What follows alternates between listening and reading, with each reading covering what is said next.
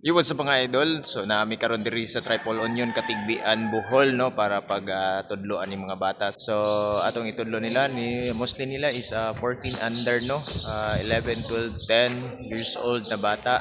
So naa diri nag-attend og at sa training no sa ato ang training camp diri sa Triple Union Katigbian Bohol. Okay, so sa katong ganahan pa nga mo training ani nga area or dira ka sa duol, pwede ra ka mo ani dinhi para moapil sa mga training. Ya katosang nga katosang mga ganahan magpa-training sa ilang lugar so open gyapon ta pwede ta muanha sa inyong lugar i-PM lang ko para ma-schedule na to. Alright? So mayong hapon niyo, this is Coach G.